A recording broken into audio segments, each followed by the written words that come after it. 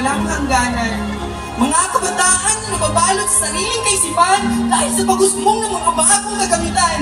Mga kabataan na nakakatakot at nakakabahala.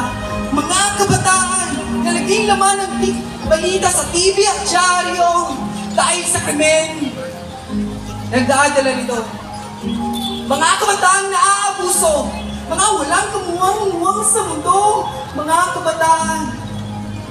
Inay, tay, tulungan mo ako. Di ko alam kung bakit ako nandito. Sambit ang kabataan naging lulong sa bato at buto ng mga halamang iligal na binibenta sa sulok ng kanto. Mga kabataan, maling impluensya ang dala. Imbis na mag-aaral, bisyo ang inuuna. Mga kabataan, nakakapangilabot.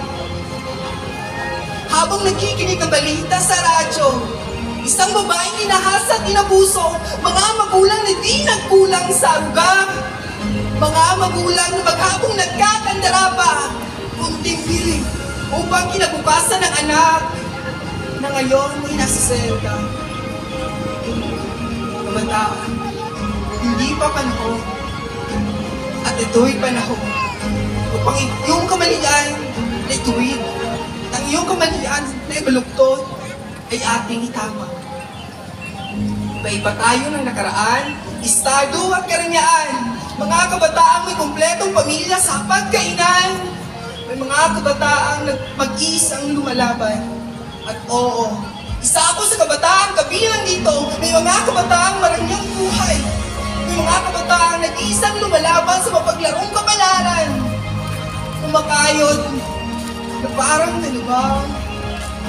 Nagsusunog ng kilay, patak ng mga luhang sindami ng ulan. Simil at mga patak ng luhang sindami ng ulan. Saksi ang lumang kumot sa iyong higaan at sa sulok ng iyong kwarto, punong-puno ng katahimikan. Kabataan, lagi mong tandaan na sa bawat pagbuhos ng ulan, bagyong pinagdaanan, bawat hampas ng alon at tirik na daanan, lagi mong tatandaan, ito'y hadlang kanino man. Bawat problemang tumadaan, lagi mong tatandaan, may pamilya at kaibigan kang malalapitan, na magmamahal at mag-uunawa, at sa iyo'y patuloy na magtitiwala. Thank you so much. Entry number 1, Vincent Peraleja. And now let's present